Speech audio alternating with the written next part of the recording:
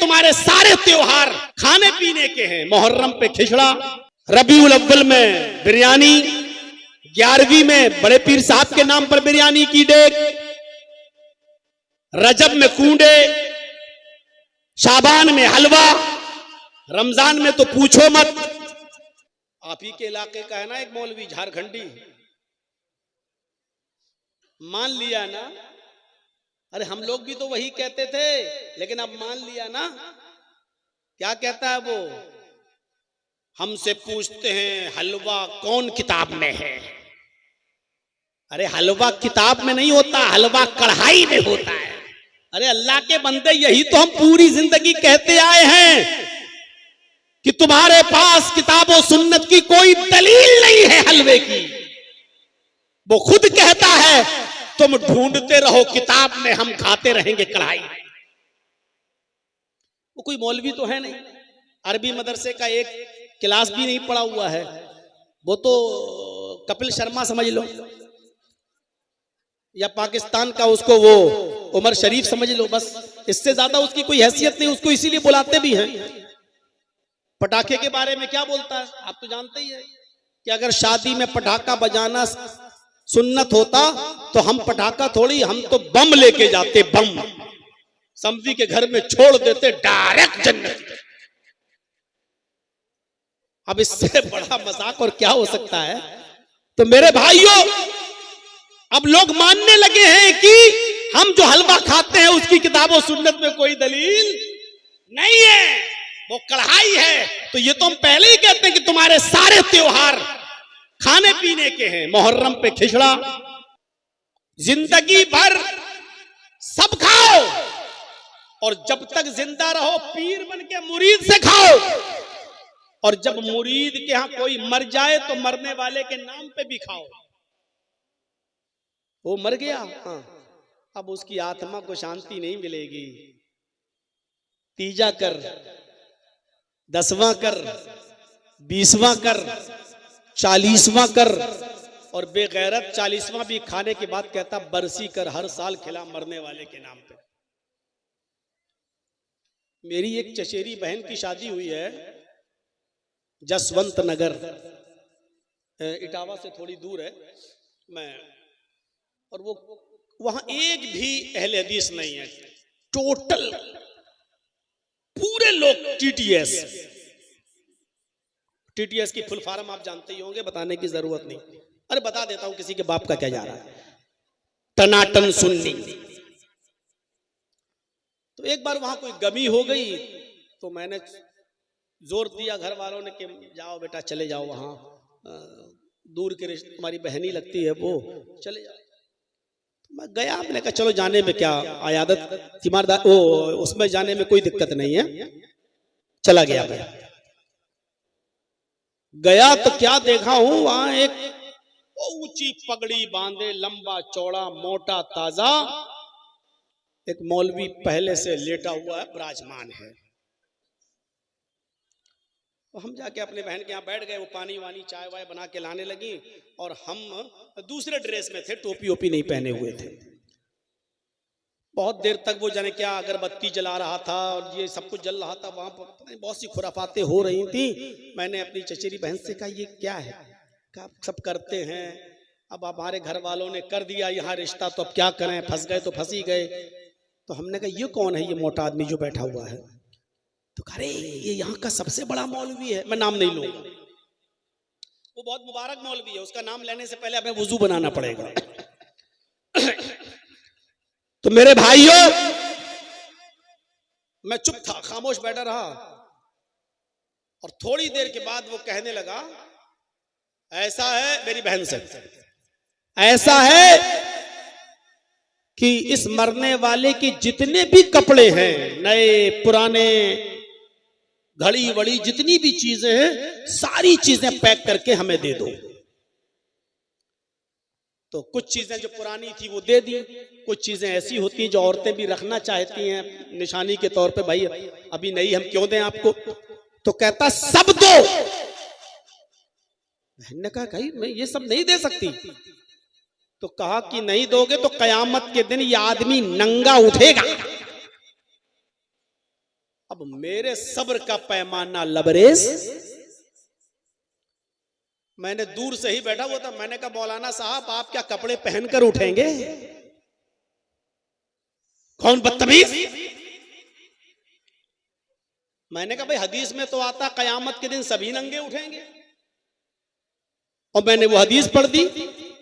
हजरत आयशा कहती हैं कि हशरुन्नासु यौमल क़यामती हुफातन औरातन गुरला, कयामत के दिन हर आदमी नंगे पैर, नंगे जिस्म, गैर मख्तून, उसका खतना नहीं हुआ होगा, गैर खतना, इस हाल में उठेगा, मर्द भी और औरतें भी। हमने कहा वहां तो सब नंगे उठेंगे, तुम भी और हम भी, मर्द भी और औरतें भी, तुम क्या कपड़े पहनकर उठोगे? मेरी बहन से कहता ये कौन है? बहन ने कहा रे मौलाना साहब ये हमारे भाई हैं, रिश्ते में भाई लगते हैं, और मौलाना जर्जीस हैं। अब यही मौलाना है जर्जीस है? हाँ, तुम इसकी बहन हो? कसम खुदा की उठा और सब कुछ छोड़ छाड़ के भाग गया। कहता हम कबूल ही नहीं कर सकते ये। जब वो जाने लगा तो मैंने कहा मौलाना साहब जो अब तक खा चुके हो, पेट में पहुंच चुका, वो कैसे निकालोगे? जो खा चुके हो, जो अभी तक ठूस लिया है, अपने पेट में भर लिया है, 2 घंटे से बैठ कर यहां, वो अब क्या करोगे? अब वो बहन के जितने रिश्तेदार थे वो उस घर के सब हमारे ऊपर टूट पड़े, तुम आए और हमारे मौलाना साहब को आपने भगवा दिया है, ये कर दिया, वो कर दिया, बताइए हैं? तो हमने कहा भाई मैंने कोई गलत बात थोड़ी बोली है, मैंने ये कहा कि आप क्या कपड़े पहनकर उठेंगे? आप लोग सवाल नहीं करते अपने मौलवियों से, यही सबसे बड़ी कमी है। मेरी चचेरी बहन वो मेरा साथ देने लगी, बस वही अकेली साथ दे रही थी, बकिया तो वो सब एक तरफ थे। मैंने मौके की नजाकत को समझा, मैंने कहा जल्दी से यहां निकल जाओ, वही अच्छा है। तो मेरे भाइयों थोड़ी देर बैठा और उसके बाद में हम चले आए। मेरे बताना ये मेरा मकसद है कि मरने के बाद भी नहीं छोड़ती है ये कौम, मरने के बाद भी। नबी अकरम ने मुआशरे को पाक और साफ कर दिया, उस बच्ची तक से कह दिया कि वो चीज पढ़ो जो पहले पढ़ रही थी, ये छोड़ दो। ये अकीदे की इस्लाह होती है। मैं कहीं भी भाग जाऊं, कितनी दूर चला जाऊं, लेकिन आऊंगा वहीं जहां पर मैंने बात छोड़ी थी। ये बुरी आदत समझ लो या अच्छी आदत समझ लो, जो भी है। तो मेरे भाइयों इस तरीके से मुआशरे को पाक और साफ किया। अरब की सरजमीन पर ये हाल था नबी अकरम सल्लल्लाहु अलैहि वसल्लम के आने से पहले। मेरे भाइयों की जो औरत बेवा हो जाती थी उसका निकाह नहीं होता था, निकाह नहीं होता। अल्लाह के नबी जनाब मोहम्मद रसूलुल्लाह ने 25 साल की उम्र में, जबकि अभी नबी भी नहीं बने थे, 40 साल की औरत खदीजा से शादी की। और खदीजा कौन थी? बेवा। उनके 2 शौहर इंतकाल कर चुके थे। खदीजा ने कहा था कि अब मैं शादी नहीं करूंगी, इसलिए कि मैं जिससे शादी करती हूं मेरा पति मर जाता है। लेकिन अल्लाह के रसूल की अमानतदारी देखकर 25 साल की उम्र में जब खदीजा रजी अल्लाह ताला अन्हा का आप माल लेकर मुल्क के शाम में बेचने जाते थे और प्रॉफिट बहुत होती थी, अल्लाह के नबी सल्लल्लाहु अलैहि वसल्लम सारी प्रॉफिट जितना कमाया बिजनेस में वो सब खदीजा को दे देते थे, और खदीजा उसमें परसेंटेज के हिसाब से अल्लाह के रसूल को उजरत और मजदूरी देती थी। ये अमानतदारी, ये ईमानदारी देखी तो हजरत खदीजा रह नहीं पाई और उन्होंने अपनी लौंडी के जरिए मोहम्मद रसूलुल्लाह तक खबर पहुंचाई कि खदीजा आपसे शादी करना चाहती हैं, क्या आप निकाह करेंगे? खदीजा ने ईमानदारी देखी। और मेरी कौम की बेटियों तुम क्या देखती हो? व्हाट्सएप पे कोई मुस्कुरा के बोल दे तुम कहती हो बहुत अच्छा,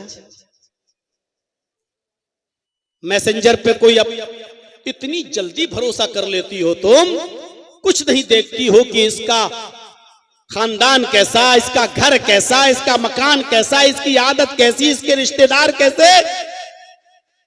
सोशल मीडिया इतनी खतरनाक चीज है कि देख नहीं रही हो, पाकिस्तान से भी 4 बच्चों की अम्मा भाग के चली आई और किस छुआरे के पास आई, उसको पता नहीं क्या दिखाई दिया इसमें।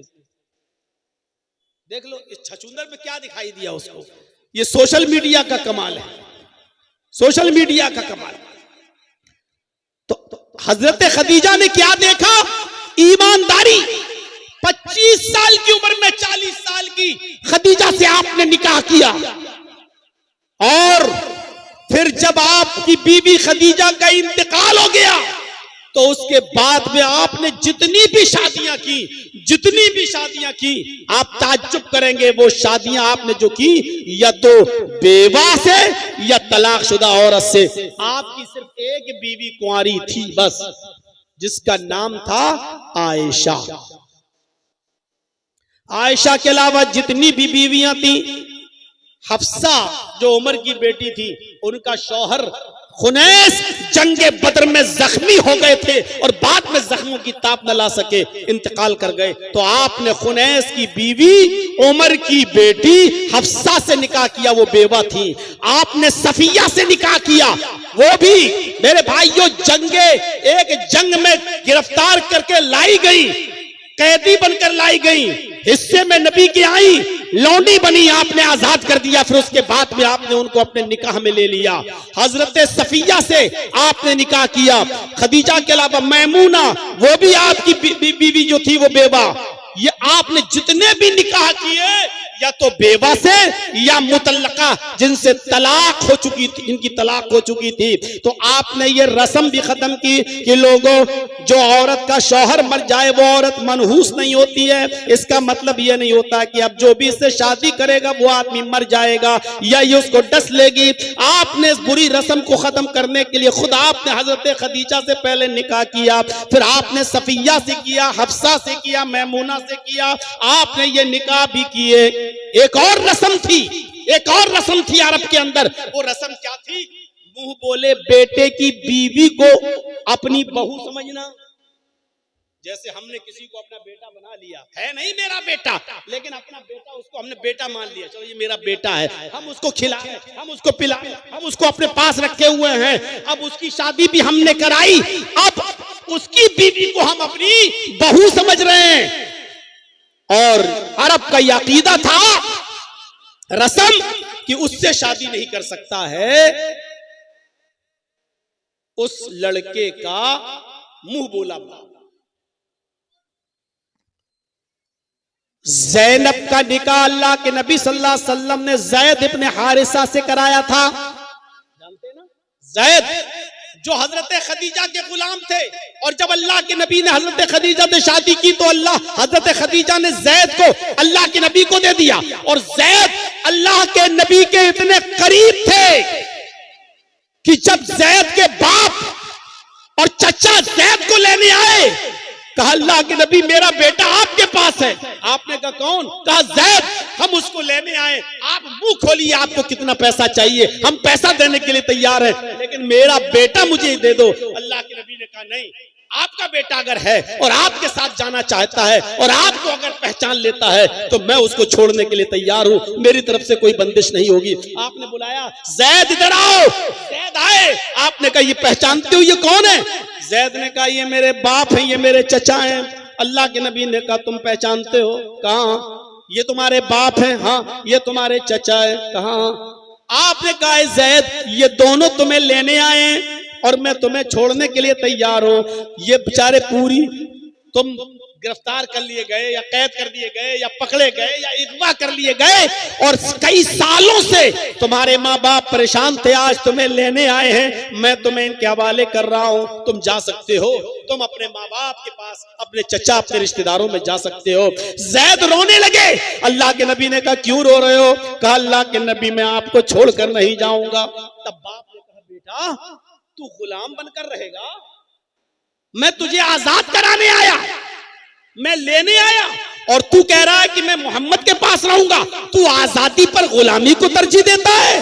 उसने अपने बाप से कहा मेरे अब्बू मोहम्मद के पास मैं गुलाम बनकर नहीं, घर का मालिक बनकर रहता हूँ, जो चाहता हूँ खाता हूँ, जो मर्जी आती है काम करता हूँ, जो मर्जी आती है नहीं करता हूँ, जहां जाना चाहता हूँ जाता हूँ। मोहम्मद रसूलुल्लाह मुझे अपने बेटे की तरह रखते हैं, अपने गुलाम की तरह नहीं।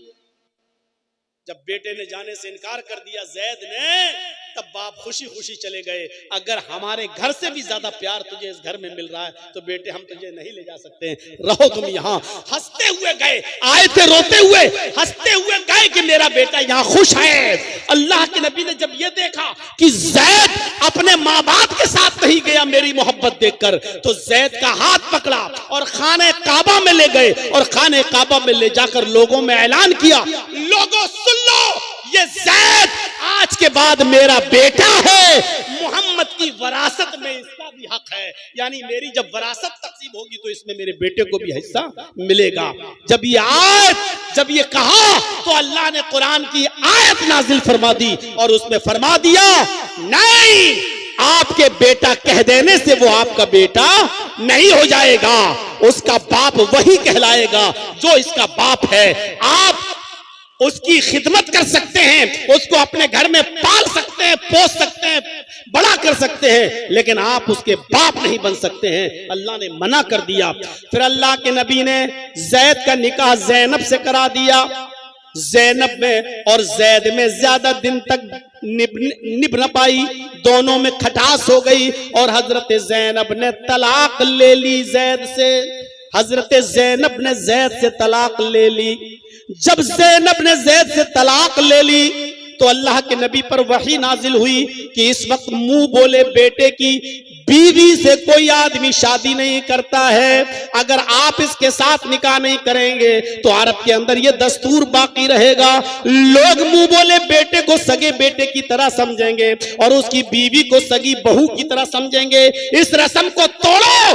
अल्लाह के रसूल ने अल्लाह का हुक्म मानते हुए जैद के तलाक देने के बाद जैद की बीवी ज़ैनब से निकाह कर लिया और ज़ैनब को अपने निकाह में ले लिया। आपने ऐसा करके इस रस्म को तोड़ा कि मुंह बोले बेटे की बीवी को अगर मुंह बोला बेटा तलाक दे दे तो उसका बाप उस लड़की से, उस औरत से शादी करना चाहे तो कर सकता है, इसमें कोई बुराई नहीं है, क्योंकि वो उसका सगा बेटा नहीं है। अरब के अंदर ये दस्तूर था। आपने इस रस्म को भी खत्म किया। कितना अंधेरा था, कितनी बुराइयां थी अरब की सरजमीन पर मेरे भाइयों, आप अंदाजा लगा सकते हैं।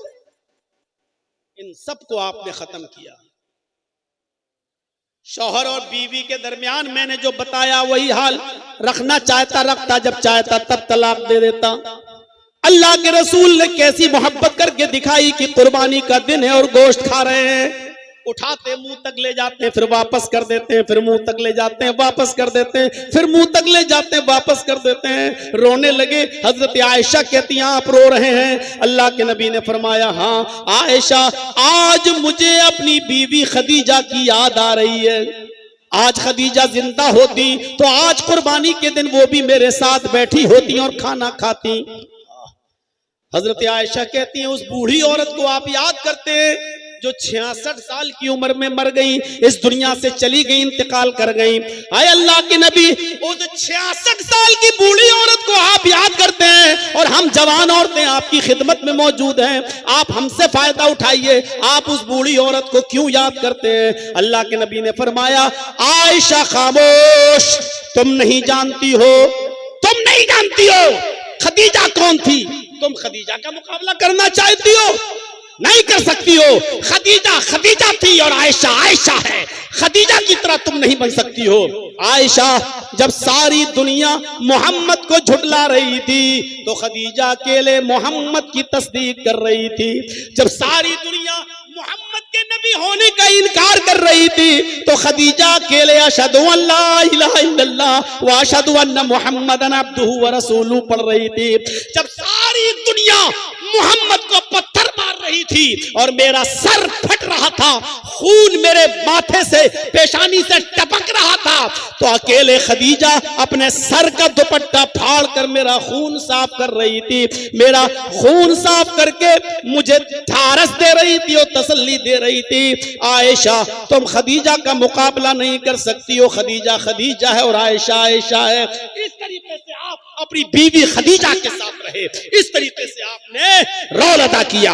मेरे भाइयों, हजरत आयशा से भी मोहब्बत की इंतहा थी, इतनी इंतहा थी, इतनी इंतहा थी कि हजरत आयशा के ऊंट को छोड़कर आप सफिया की ऊंट पर सवार हो गए। पता नहीं था सफिया ने हजरत आयशा से अपना ऊंट बदल लिया। तुम्हारा ऊंट कमजोर है और तुम्हारे ऊंट पर अल्लाह के नबी बैठते हैं, ऐसा करो कि ये ऊंट मुझे दे दो और मेरा अच्छा वाला ऊंट तुम ले लो, क्योंकि ये ताकतवर है, तुम दोनों बैठते हो ना, तो इस ऊंट को ले लो। अल्लाह के नबी जब आए तो आपने समझा ये ऊंट आयशा का है और आयशा ने सफिया का ऊंट ले लिया, सफिया की ऊंट पर बैठ गए। आपने कहा सफिया तुम, ये तो आयशा। कहा नहीं, हमने ऊंट चेंज कर लिया है। अच्छा चलो कोई बात नहीं, आधी दूर इनके साथ आए, अब आधी दूर तुम्हारे साथ चल देते हैं। आप सफिया के साथ चले, जबकि बारी थी हजरत आयशा की। हजरत आयशा को इतनी देर की जुदाई बर्दाश्त नहीं हुई, जब मकाम पर पहुंची तो जंगल में चली गई, जंगल में चली गई। बुखारी की रिवायत, जंगल में जाने के बाद एक सुनसान खेत में, एक हरे भरे खेत में घास में उन्होंने अपना पैर डाल दिया और पैर दाखिल करने के बाद कहा अल्लाहुम्मा सल्लिद अलैया करबन औ हय्यतन, आय अल्लाह आसमान से कोई, आय अल्लाह इस खेत में, इस झाड़ी में कोई सांप भेज दे या कोई बिच्छू पैदा कर दे, तल्दिगुनी, जो मुझे डस ले, जो मुझे काट ले और उसके जहर से मैं मर जाऊं। हुआ रसूलु कला अकूलु लहू शैया, वो तेरे नबी है, मैं उनकी शान में कुछ नहीं कह सकती। यानी मेरे ऊंट के बजाय सफिया के ऊंट पर बैठ गए, मेरी बारी की है और फिर भी आप दूसरी बीवी के ऊंट पर बैठ गए, मैं ये जुदाई बर्दाश्त नहीं कर सकती। इतनी मोहब्बत की हजरत आयशा सिद्दीका को अल्लाह के रसूल से ये मोहब्बत करना सिखलाया था, अल्लाह के रसूल ने ऐसा प्यार करना सिखलाया था। मोहम्मदुर रसूलुल्लाह ने रूह फूंक दी प्यार की, मोहम्मदुर रसूलुल्लाह सल्लल्लाहु अलैहि वसल्लम ने। गौर करो, जब सारी दुनिया सूरज को देखती थी और सूरज को सूरज कह रही थी, सूरज को सूरज कह रही थी, तो हजरत आयशा से पूछा गया तो हजरत आयशा कहती मेरा सूरज तो मोहम्मदुर रसूलुल्लाह है, मेरा सूरज तो मोहम्मदुर रसूलुल्लाह है। फिर वो शेर भी पढ़ा करती थी और कहा करती थी ली शम्सुन वलिल्ला फाक़ शम्सुन, ली शम्सुन वलिल्ला फाक़ शम्सुन, शम्सी खैरुम मिन शम्सिस समाई, फ इन्न शम्स ततलु बाद फज्रिन, शम्सी तालिउन बादल इशा। हजरत आयशा ये शेर पढ़ा करती थी, एक आसमान का सूरज है, एक मेरा सूरज है, ली शम्सुन, एक मेरे पास भी सूरज है, एक आफाक आसमान का भी सूरज है, ली शम्सुन वलिल आफाक शम्सुन, शम्सी खैरुम मिन शम्सिस समा, मेरा सूरज आसमान के सूरज से ज्यादा अच्छा है, मेरा सूरज आसमान के सूरज से ज्यादा बेहतर है। फिर कहती थी शम्सुन्नासी ततलु बाद फजरिन, लोगों तुम्हारा सूरज तो फजर के बाद पूरब से निकलता है, तुम्हारा सूरज फजर के बाद पूरब से निकलता है। शम्सी ततलु बादल इशा, लेकिन मेरा सूरज इशा के बाद मेरे बिस्तर पे आता है, मेरा सूरज इशा के बाद मेरे बिस्तर पे आता है। यानी मोहम्मद रसूलुल्लाह को सूरज बताया है हजरत आयशा ने, ऐसी मिसाली मोहब्बत पैदा कर दी मेरे भाइयों।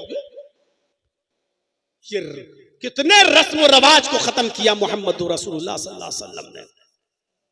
एक शख्स को देखा, वो नमाज पढ़ रहा, आया वुजू बनाया, नमाज पढ़ी, आपने उसको बुलाया इधर आओ, इरजी, दोबारा जाओ, वुजू बनाओ, फसल्ली इन्नका लम तुसल्ली, अभी तुमने नमाज नहीं पढ़ी।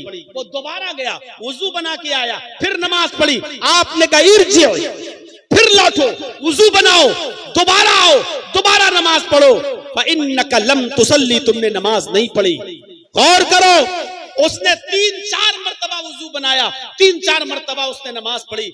कहने लगा अल्लाह के रसूल इससे अच्छी नमाज मैं नहीं पढ़ सकता। फिर आपने उसको नमाज पढ़ना सिखलाया, सही तरीका बताया, कैसे रुकू किया जाए, कैसे सजदा किया जाए, कैसे वुजू किया जाए, ये सब तरीका बताया। इसलिए कि तौहीद के बाद, शिर्क से बगावत के बाद, शिर्क से इनकार के बाद सबसे बड़ा फरीजा जो है वो नमाज का है, और नमाज इंसान सही न पढ़े तो सारी इबादतें बेकार है। इसलिए आपने उसकी इस्लाह की और उसको नमाज पढ़ना सिखाया। एक नौजवान आया, अल्लाह के नबी इजाजत दीजिए, मैं जिना करना चाहता हूं। जिना? किस चीज की इजाजत? जिना की। सबसे बुरा काम और किससे इजाजत मांग रहा? दुनिया के सबसे अच्छे इंसान से, अल्लाह के रसूल से। अल्लाह के नबी मुझे जिना की इजाजत दीजिए। साहबा उसको डांट रहे, हट हट कमीना, चुप, क्या बोल रहा, चुप। अल्लाह के नबी मुस्कुराते हैं, कहते नहीं नहीं नहीं, तुम डांटो नहीं। अभी कोई आदमी मुझसे कहे कि मौलाना साहब ये मैदान में हम जाना चाहते हैं, आज बहुत अच्छा माहौल है, जाऊं? तो अभी डांट, कमीने हमसे क्या पूछता है? अगर कोई हमसे पूछे कि जर्जी साहब किसी लड़की से दोस्ती है कि मैं उसके साथ जाके कुछ कर सकता हूं, हम क्या बोलेंगे? कमीने तुझे शर्म नहीं आती? हमसे भी इस तरीके की बातें कर रहा है तू। वो अल्लाह के रसूल से कह रहा है इजाजत दो जिना की, और साहबा डांट रहे हैं। अल्लाह के नबी कहते डांटो नहीं, इधर आओ। है कोई? कहां कोई दोस्त है? अरे आज के माहौल के हिसाब से बोलूं ना, हाँ एक गर्लफ्रेंड है मेरी। अच्छा मिलना चाहते हो कि जी? आपने कहा ठीक है मैं इजाजत देता हूं, लेकिन ये बताओ कि जो काम तुम उसके साथ करना चाहते हो, अगर मैं तुमसे ये कहूं कि ये काम तुम अपनी बहन के साथ करो तो करोगे? कहता फिदा का बीवा उम्मी या रसूल अल्लाह, मेरे माँ बाप आप पर कुर्बान। अल्लाह के नबी बहन के साथ कैसे कोई कर सकता है? नहीं, कोई इज्जत वाला इंसान, इज्जतदार शख्स अपनी बहन के साथ ये काम नहीं कर सकता। आपने कहा बेटी के साथ? कहा नहीं। आपने कहा फूफी के साथ? कहा नहीं। खाला के साथ? कहा नहीं। चची के साथ? कहा नहीं। आपने कहा जिस लड़की के साथ तुम ये काम करना चाहते हो वो भी किसी की बहन होगी, बेटी होगी, फूफी होगी, खाला होगी, चची होगी, कुछ तो होगा। फिर वो कैसे बर्दाश्त करेगा कि मेरी चची, मेरी बेटी, मेरी बहन के साथ ये काम किया जाए? कहने लगा अल्लाह के नबी मेरी समझ में आ गया है, मेरे लिए दुआ करिए। अल्लाह के रसूल ने उसके सर पे हाथ फेरा और दुआ की कि अल्लाह इस नौजवान की नजरों की हिफाजत फरमा। वो नौजवान का बयान है, उसके बाद लड़की तो छोड़ो, किसी भी हराम चीज के ऊपर मेरी नजर नहीं पड़ी, किसी भी हराम चीज के ऊपर मेरी नजर नहीं पड़ी। ये तरीके थे इस्लाह करने के। आप बहुत बड़े मुअल्लिम थे, बहुत बड़े मुस्लिह थे। समाज की इस्लाह जिस अंदाज से मोहम्मद रसूलुल्लाह ने की, किसी ने नहीं। अभी गफ्फार साहब से मसला पूछा गया ना कि रमजान के महीने में माइक के जरिए मस्जिद से सहरी के लिए उठाना जायज है कि नाजायज? अब्दुल गफ्फार साहब ना जायज कह पाए ना नाजायज कह पाए, और कहा कि अच्छा नहीं लगता। मेरे भाइयों, ऐसा तरीका सरासर गलत और नाजायज है। आप मस्जिद के मिंबर पे या मस्जिद के माइक से रात में किसी को बेदार करें, यह आपके लिए जायज है ही नहीं। इसलिए कि अल्लाह के नबी ने फरमाया कि अपनी जबान से और अपने हाथ से किसी मुसलमान को तकलीफ मत पहुंचाओ। अल मुस्लिमु मन सलिमल मुस्लिमून मिन लिसानी व यदी, मुसलमान वो है जो अपनी जबान और अपने हाथ से दूसरे को तकलीफ न पहुंचाए। आप अपनी जबान से दूसरे मुसलमानों को तकलीफ पहुंचा रहे हैं। आप कहेंगे कि शहरी के लिए उठाना तकलीफ वाली चीज है? हाँ, जिनको रोजा रखना है बहुत से उनके पास रास्ते हैं। मोबाइल में अलार्म लगाना, घड़ी में अलार्म लगाना, उठ जाना, उनके पास बहुत से तरीके हैं।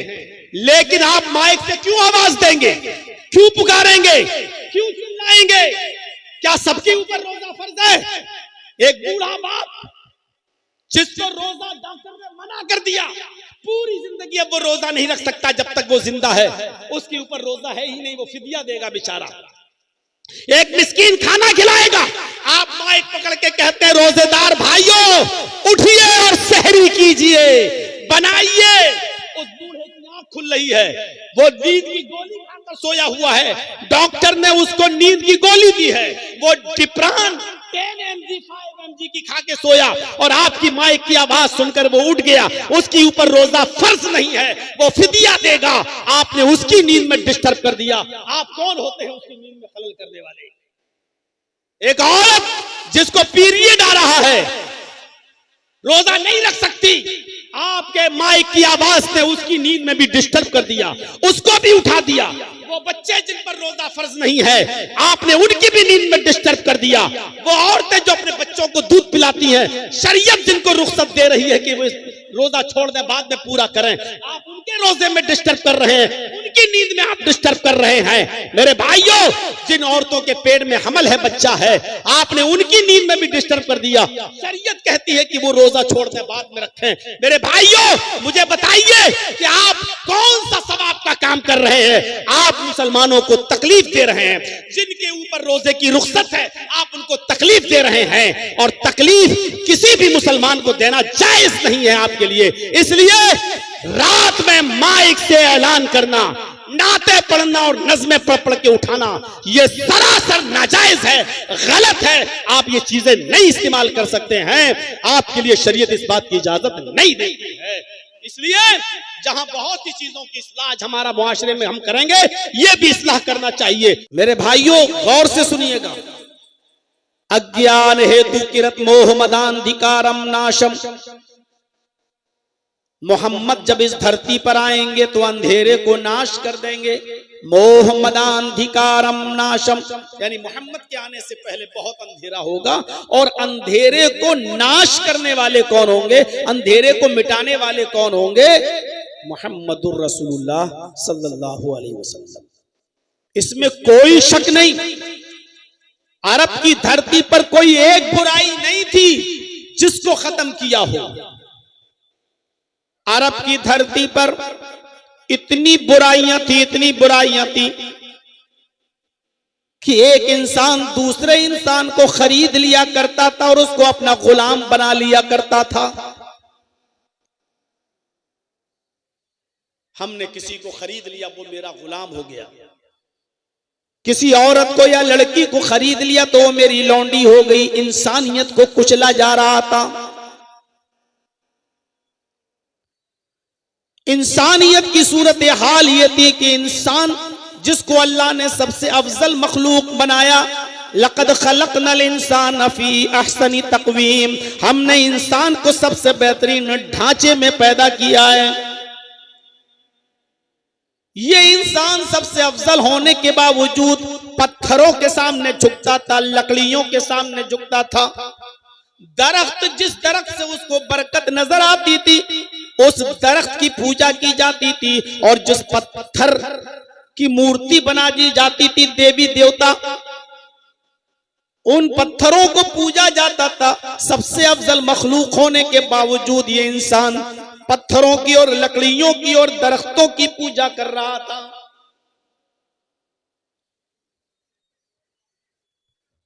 हालत ये थी कि शराब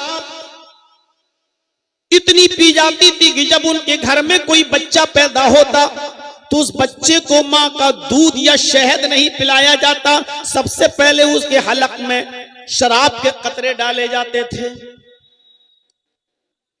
और शराब के नशे में इतना धुत हो जाता था कि शराब पीकर वो भूल जाता था कि मेरी बीवी कौन है और मेरी बेटी कौन है।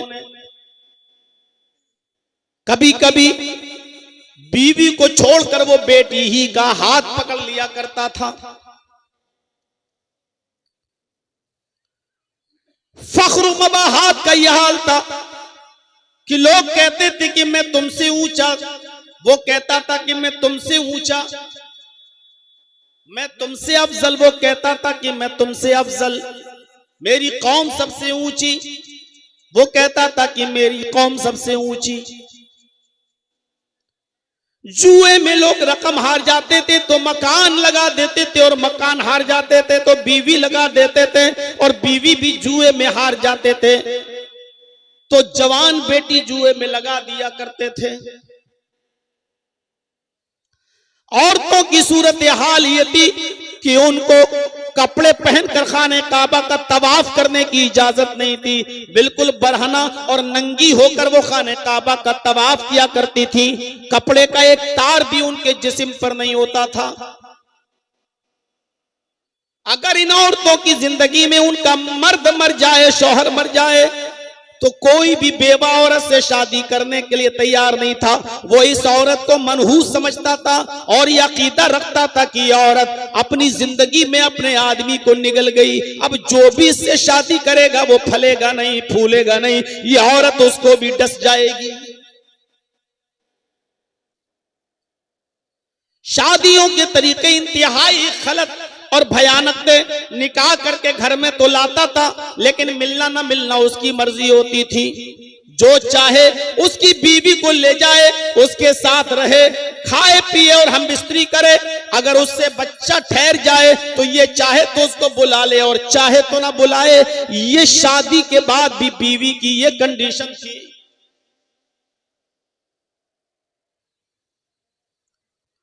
लड़के पैदा होते तो इस डर से मार डाले जाते कि ये कहीं बड़े होकर मेरे साथ न खाएं, और लड़कियां पैदा होती तो पैदा होने के बाद ही उनको जिंदा दफन कर दिया जाता, जिंदा दरगोर कर दिया जाता। उन बच्चियों को इस दुनिया में जिंदा रहने का अधिकार न था।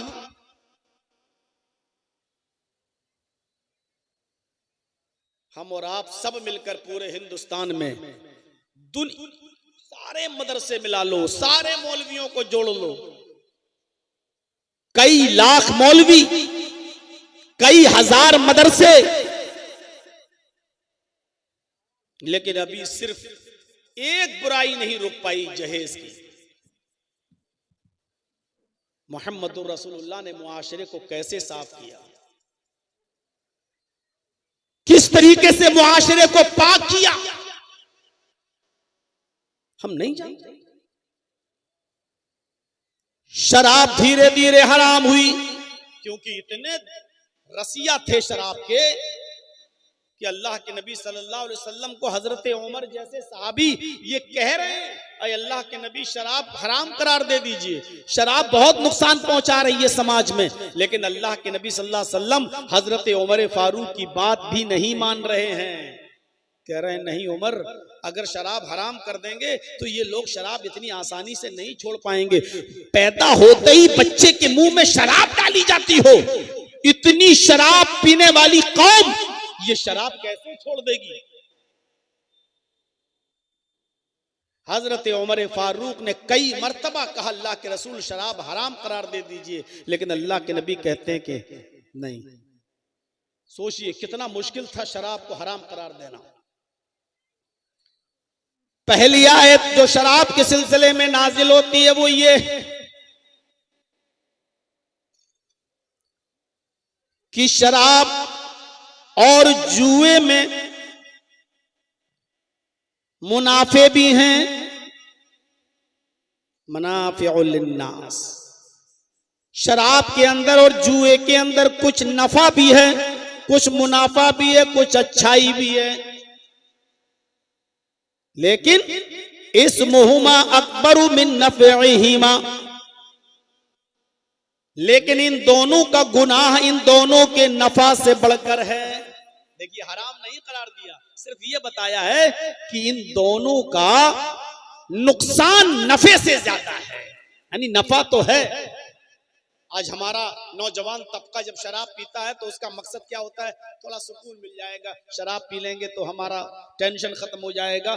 एक आदत के तौर पे शराब पी रहा है। लेकिन अरब के लोग आदत के तौर पे शराब नहीं पीते थे, वो शराब इसलिए पीते थे कि किसी गरीब को पैसा देने में उनकी छाती फटती थी। नहीं, ऐसे देंगे तो बड़ी तकलीफ होती थी, इतनी मेहनत से कमाया, हम गरीब को कैसे दे दें। लेकिन वो गरीब के साथ जुआ खेलते थे, जुआ खेलते थे और उस जुए में हार जाते थे तो उनको तसल्ली होती थी कि चलो हम जुए में हार गए। हालांकि उनका मकसद ये था कि गरीब की मदद की जाए, तो जुए में वो हार जाते थे और ये सोच लेते थे कि हम जुए में हार गए हैं, एक गरीब आदमी को पैसा मिल गया, रकम मिल गई, चलो जाने दो।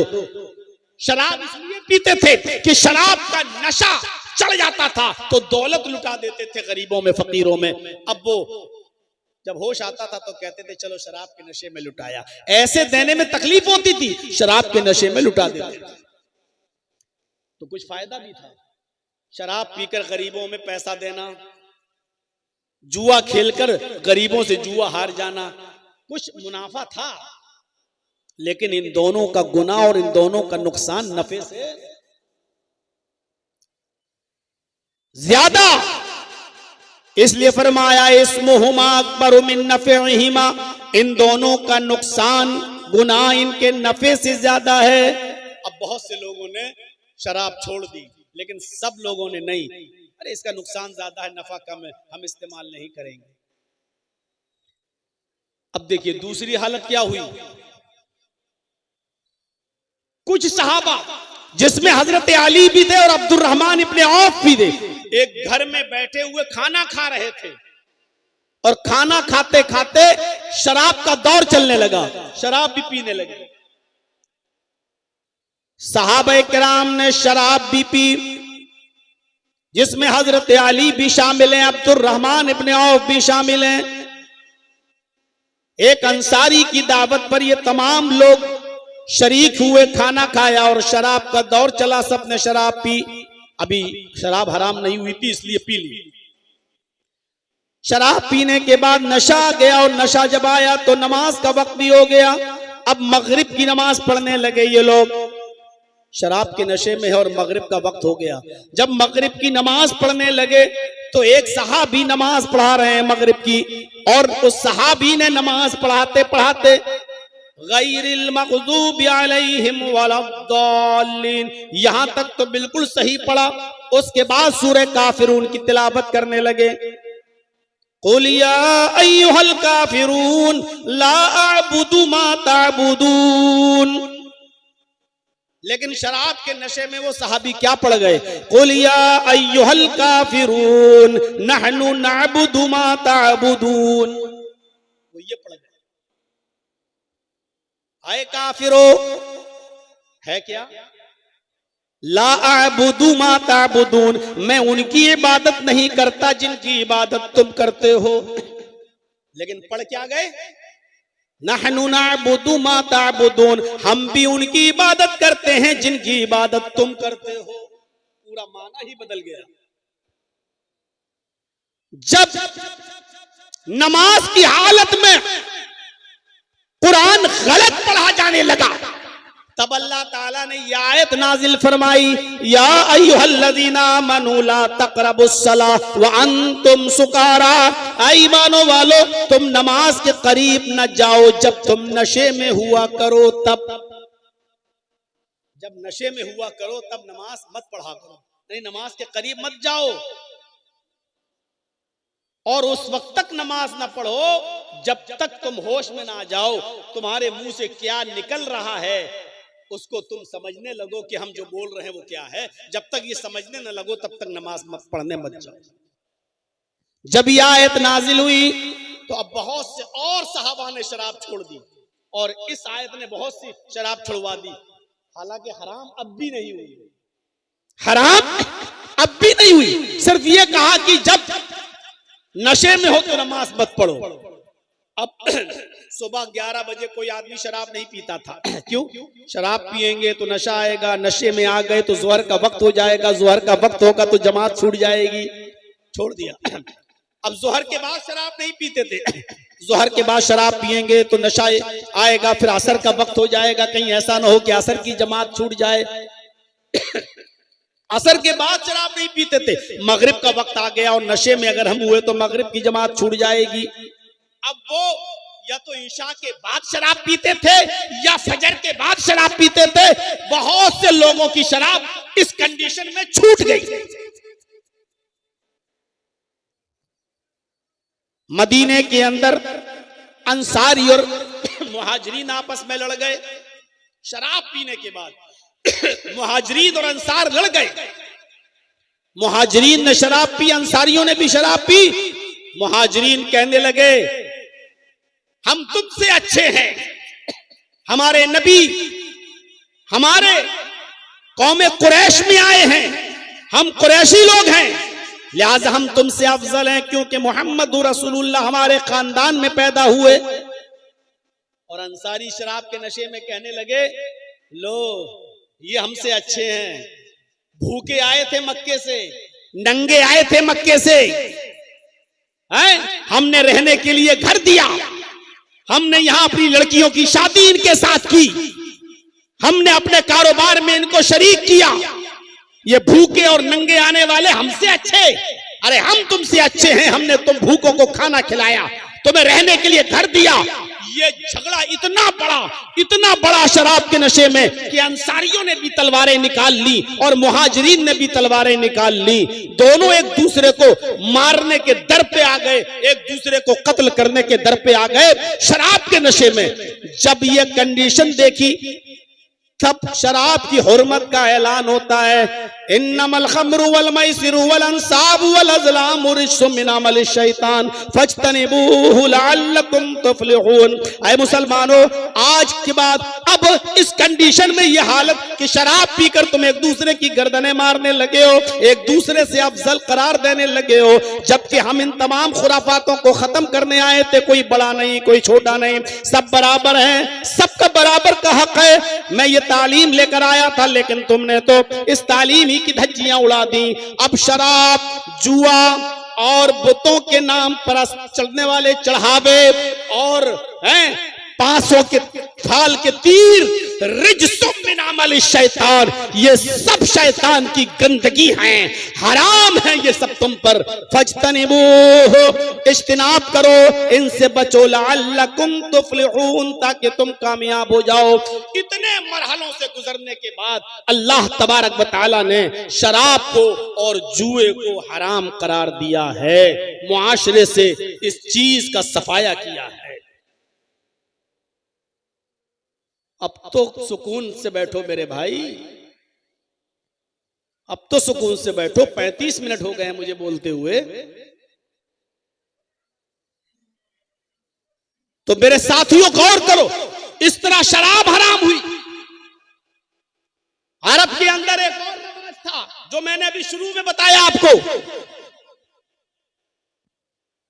लोगों को खरीदा जाता था, उनको गुलाम बना लिया जाता था और फिर उनके ऊपर जुल्म किया जाता था, उनके ऊपर जरूरत से ज्यादा बोझ लादा जाता था, क्योंकि वो खरीद लिए गए। लड़कियों को लौंडी बना लिया जाता था। मोहम्मद रसूलुल्लाह सल्लल्लाहु अलैहि वसल्लम को फिक्र हुई कि इन लोगों की आजादी के लिए क्या कदम उठाया जाए, इन लोगों की आजादी के लिए क्या कदम उठाया जाए। तो आपने कुछ जराइम की सजा इतनी सख्त मुतय्यन फरमा दी कि उस सजा में रोजा रखने से भी बेहतर और मिस्कीनों को खाना खिलाने से भी बेहतर गुलाम को आजाद करना करार दिया। ये आजादी की मुहिम छिड़ गई।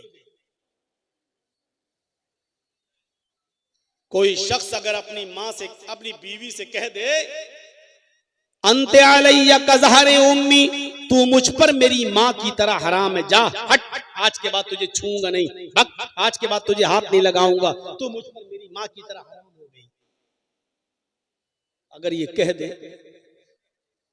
तो अब वो जब तक ये सजा नहीं भुगतेगा तब तक वो बीवी नहीं बना सकता अपनी बीवी को।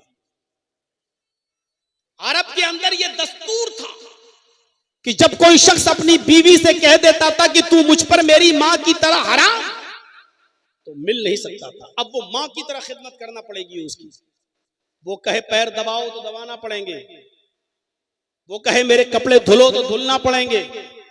अब उसकी खिदमत मां की तरह करना पड़ती।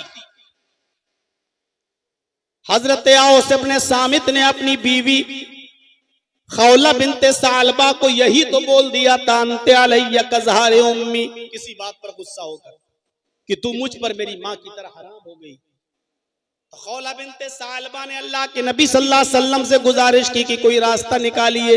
अल्लाह के नबी ने भी मना कर दिया, कोई रास्ता नहीं।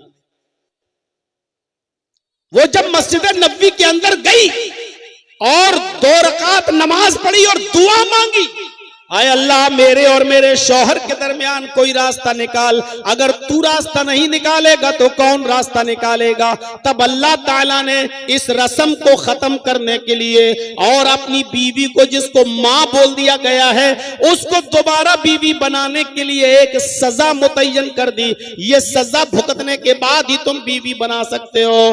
पहली सजा ये मुतय्यन की है कि जो लोग अपनी बीवी को अपने ऊपर मां की तरह हराम कर लेते हैं, उन उनको चाहिए कि अब उनको दोबारा अपनी बीवी मानने से पहले और दोबारा अपनी बीवी बनाने से पहले एक गुलाम आजाद करें। देखिए आजादी की कितनी फिक्र हुई। इंसानियत किसी की गुलामी करने के लिए पैदा नहीं हुई है, इसलिए आजाद होने का हक है। तो आपने ये मुतय्यन कर दिया कि वो एक गुलाम आजाद करें।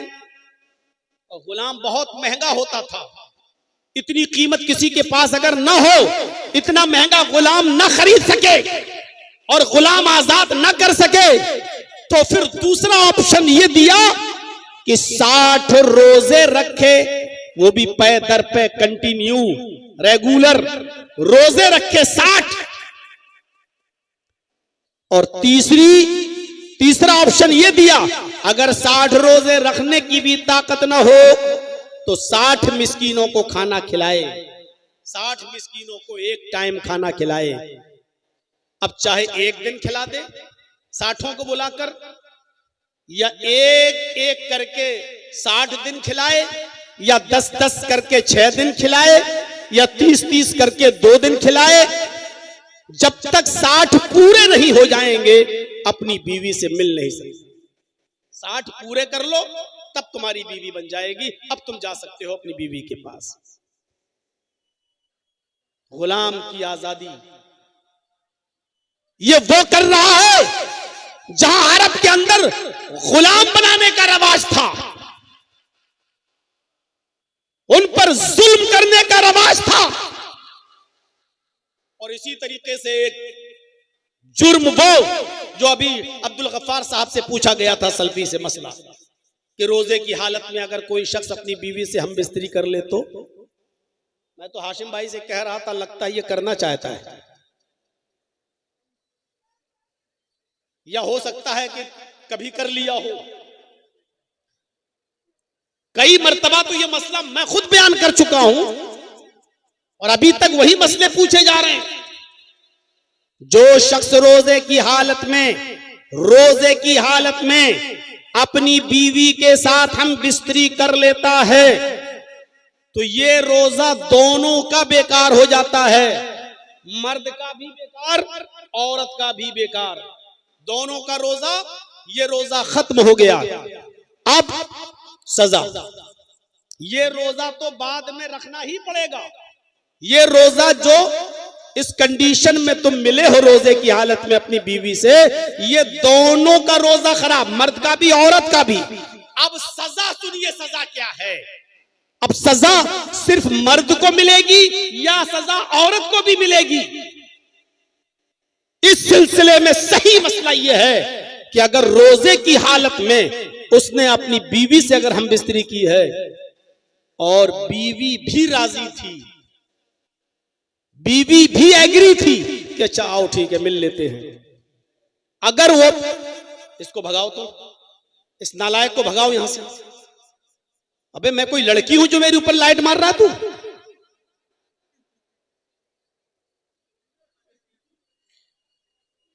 अरे वो लाल वाली लाइट मार रहा है कमीना, ये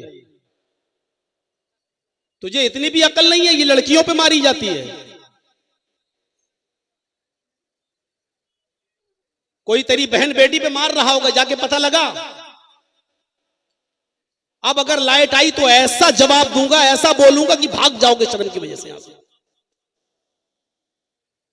सीधे आंख पे गई, बताइए दोस्तों। इसकी रेजेस इतनी खतरनाक होती हैं कि आप इसका अंदाजा नहीं लगा सकते।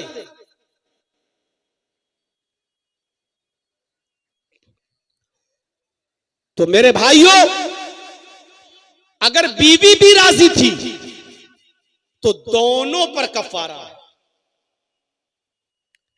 और अगर बीवी राजी नहीं थी, सिर्फ मर्द ने उसको बुलाया, हाथ पकड़ के खींचा और उसके साथ हम बिस्तरी कर ली, तो औरत सिर्फ वही रोजा पूरा करेगी जिस रोजे की हालत में उससे हम बिस्तरी की गई, उसका वही रोजा खराब माना जाएगा, वो बाद में पूरा कर लेगी, रख लेगी। लेकिन अगर उसके साथ जबरदस्ती हुई तो, लेकिन अगर वो भी हम बिस्तरी में राजी थी तो दोनों को ये सजा दोनों के लिए है। और वो सजा क्या है कि मर्द भी एक गुलाम आजाद करेगा और औरत भी एक गुलाम आजाद करेगी। फंस गया होगा बेचारा पूछने वाला।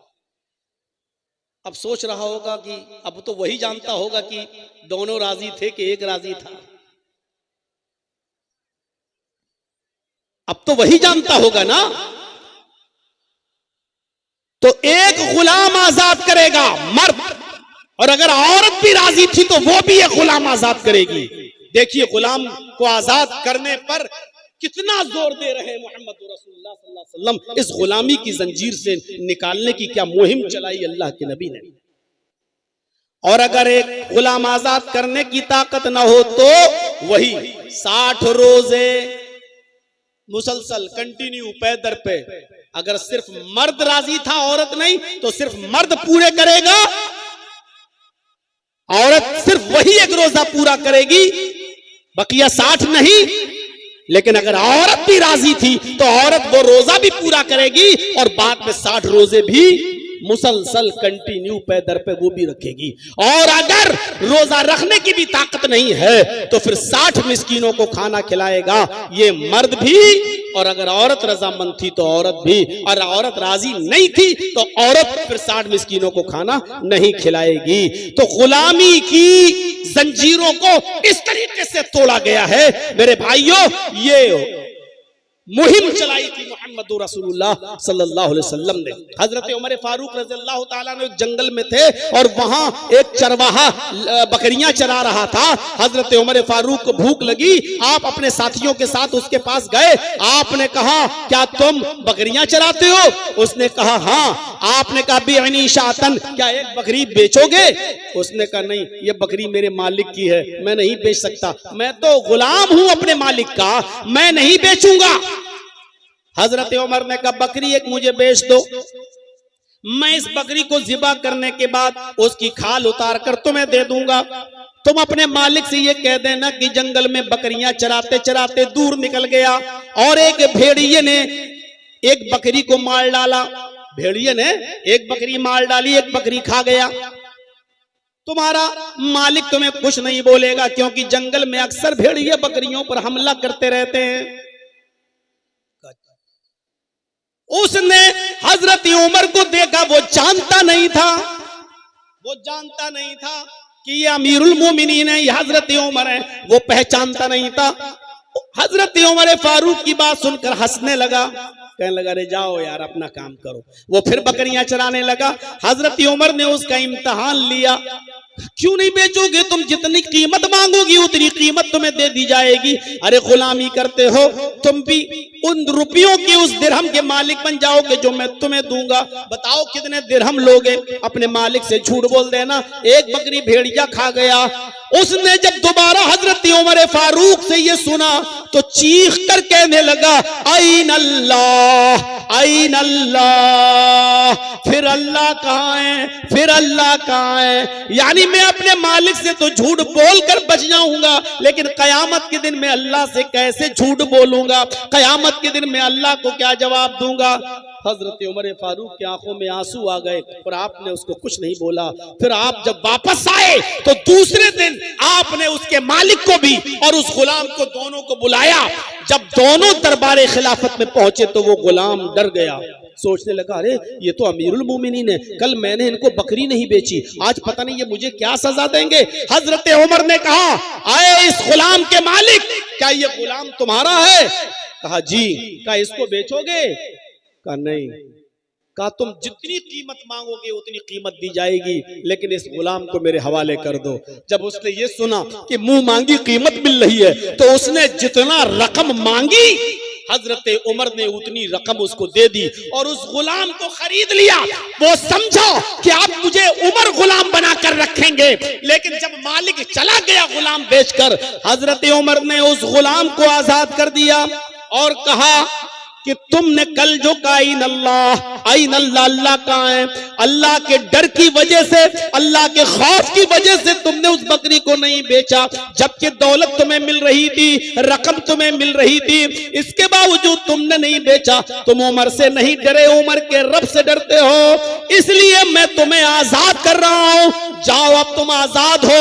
अभी तुम अपने मालिक के अंडर में थे, इसलिए तुम अपनी मर्जी के मुताबिक नमाजें नहीं पढ़ सकते थे, नफली रोजे नहीं रख सकते थे, रात में तहज्जुद नहीं पढ़ सकते थे, क्योंकि तुम्हारा मालिक तुमसे जब काम कराएगा तब तुम्हें काम करना होता था। अब मैंने तुम्हें आजाद कर दिया, जाओ अब तुम अल्लाह की इबादत करो। यही कलमा इख्तियार किए रहना, यही कलमा इख्तियार किए रहना और इसी तरीके से अल्लाह से डरते रहना। यही कलमा कल कयामत के दिन इंशाअल्लाह तुम्हें जहन्नम से भी आजादी दिलाएगा। तो गुलाम को आजाद करने की एक मुहिम चलाई थी जनाब मोहम्मद रसूलुल्लाह सल्लल्लाहु अलैहि वसल्लम ने। इस तरीके से गुलामों को आजादी मिलती थी।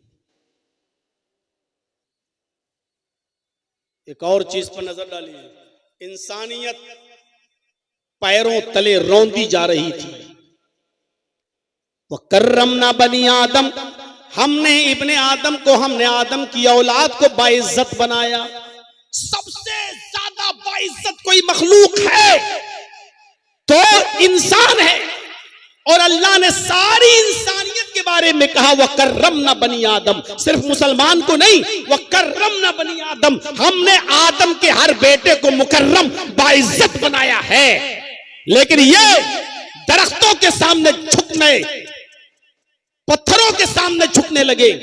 मोहम्मद रसूलुल्लाह ने इनको समझाया कि लोगों, ये पत्थर तुमसे अफजल नहीं है, ये लकड़ियां तुमसे अफजल नहीं है, ये दरख्त तुमसे अफजल नहीं है, ये सारी चीजें अल्लाह ने तुम्हारी खिदमत के लिए पैदा की हैं, ये सारी चीजें तुम्हारे लिए पैदा की गई हैं। तुम इनसे खिदमत लो, तुम इनसे फायदा उठाओ, और तुम इन्हीं के सामने झुक रहे हो, इन्हीं के सामने इन्हीं की इबादतें कर रहे हो। कोई लात के सामने झुकता, कोई मनात के सामने झुकता, कोई उज्जा के सामने झुकता, कोई उपद के सामने झुकता, कोई सुहा के सामने, कोई यगूस के सामने, कोई यहूक के सामने, कोई नसर के सामने। खाने काबा में 360 बुत और मूर्तियां रखी हुई थी। लोग उनके सामने, पत्थरों की मूर्तियों के सामने झुका करते थे। मोहम्मद रसूलुल्लाह सल्लल्लाहु अलैहि वसल्लम ने उनको बताया कि ये पत्थरों की मूर्तियां हैं, इनके सामने मत झुको। क़ूलू ला इलाहा इल्लल्लाह तुफ्लिहू, लोगो ला इलाहा इल्लल्लाह कह दो तुम कामयाब हो जाओगे। लोगो ला इलाहा इल्लल्लाह पढ़ लो, तुम कामयाब हो जाओगे। एक अल्लाह की इबादत की तरफ बुलाया उनको, एक अल्लाह की इबादत की तरफ आओ, एक अल्लाह की इबादत। दरख्तों के सामने नहीं, पत्थरों के सामने नहीं, चांद और सूरज के सामने नहीं, एक अल्लाह को सजदा करो। आपने मुआशरे को, समाज को मूर्तियों की पूजा, पत्थरों की पूजा, दरख्तों की पूजा से मुआशरे को और समाज को आपने साफ किया है। मुआशरे में कितना अंधेरा था, कितनी जो है जलालत और गुमराही थी। मोहम्मद रसूलुल्लाह ने इस तरीके से इंसान को मुकर्रम बनाया कि तुम पत्थरों के सामने झुकते हो, तुम लकड़ियों के सामने झुकते हो। और खुद हाल ये था कि जब फतेह मक्का हुआ, जब मक्का फतह हुआ, जब मक्का फतह हुआ तो अल्लाह के नबी सल्लल्लाहु अलैहि वसल्लम मक्के में खाने काबा में दाखिल हो गए। 10,000 सहाबा आपके साथ थे। सबसे पहले फतेह मक्का के दिन आप खाने काबा में गए और खाने काबा में 360 मूर्तियां रखी हुई थी। अल्लाह के नबी ने सबसे पहले उन्हीं मूर्तियों को तोड़ा, उन्हीं मूर्तियों से खाने काबा को पाक किया। आप हजरत अली के कंधे पर सवार हो गए, हजरत अली बैठ गए, अल्लाह के नबी हजरत अली के कंधों पर सवार हो गए। हजरत अली अल्लाह के नबी को लेकर उठ गए। अल्लाह के नबी के हाथ में छड़ी थी, लकड़ी की छड़ी थी, और आप एक एक छड़ी से एक एक बुत को गिराते जाते। ऐसे ये बुत वो मारा, ऊपर से नीचे गिरा, टुकड़े टुकड़े हो गया। दूसरा बुत गिराया, टुकड़े टुकड़े हो गया। तीसरा बुत गिराया, जमीन पे गिरा, टुकड़े टुकड़े हो गया। आप उसी छड़ी से एक एक करके बुत को गिराते जाते, और हर बुत को गिराते वक्त ये कहते जाते, जाल हक व ज़हक़ल बातिल इन्नल बातिल काना ज़हूका, हक आ गया और बातिल मिट गया, हक आ गया और बातिल मिट गया, और बातिल को तो मिटना ही था। हक आ गया और बातिल मिट गया, बातिल को तो मिटना ही था। इस तरीके से आपने खाने काबा को पत्थरों की मूर्तियों से और बुतों से साफ कर दिया। तौहीद की दावत ऐसी थी कि एक मर्तबा आप कहीं बैठे हैं और किसी सहाबी ने यह कह दिया, माशा अल्लाह व माशीता, जो अल्लाह चाहे और आप चाहे। गुफ्तगू करते करते निकल गया उसकी जबान से माशा अल्लाह व माशीता, जो अल्लाह चाहे और आप चाहें। तो अल्लाह के नबी सल्लल्लाहु अलैहि वसल्लम ने उस सहाबी से क्या कहा, सुनिए, अजालतनी निद्दन, क्या तूने मुझे अल्लाह के साथ शरीक कर दिया, मुझे अल्लाह का शरीक बना दिया है? ये तुम्हारी हिम्मत कैसे पड़ी? क्या मुझे अल्लाह के बराबर लाकर खड़ा कर दिया तुमने? नहीं, तुम सिर्फ इतना बोलो, माशा अल्लाह, जो अल्लाह चाहे। ये मत कहो जो अल्लाह चाहे और जो आप चाहे, नहीं, कहो माशा अल्लाह वहदा, जो सिर्फ अकेला अल्लाह चाहे। इस तरीके से आपने तौहीद की दावत दी। हिजरत करके मक्का से मदीना जा रहे हैं, सारे लोग नबी की मंजर को देख रहे हैं, औरतें भी मदीने की छतों पे चढ़ी हुई इस मंजर को देख रही हैं। औरतों में देखने का जज्बा ज्यादा होता है। अभी कोई बारात जा रही हो ना, तो औरतें छतों पे चढ़ के देखती दूल्हा कैसा है। ये औरतों में बड़ी बुरी बीमारी होती है, वो दूल्हू देखती है कैसा है और दुल्हन भी देखती है कैसी है, और मर्द दूल्हा को नहीं देखता है। मर्द कोशिश करता है कि इसकी बीवी दिख जाए कैसी है,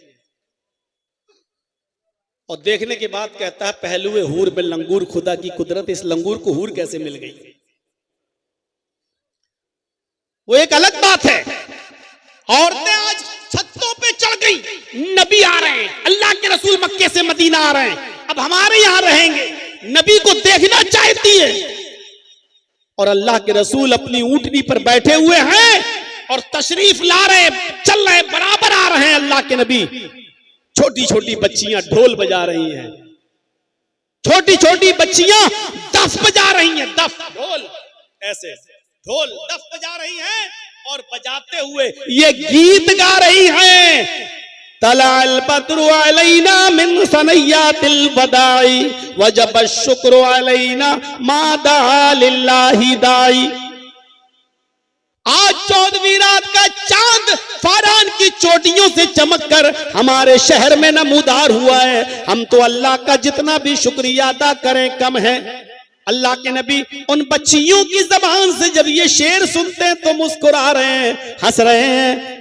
जब करीब आए तो उन लड़कियों ने नबी को देखा और देख के कहा, फीना नबिय्युन यअलमु मा फी गद, आज हमारे पास एक ऐसे नबी आए हैं जो कल की बात भी जानते हैं, कल क्या होने वाला है उसका भी इल्म रखते हैं। अल्लाह के नबी अपनी ऊंटनी से उतरते हैं और उन बच्चियों के पास आते हैं और आकर कहते हैं, दई हाज़िही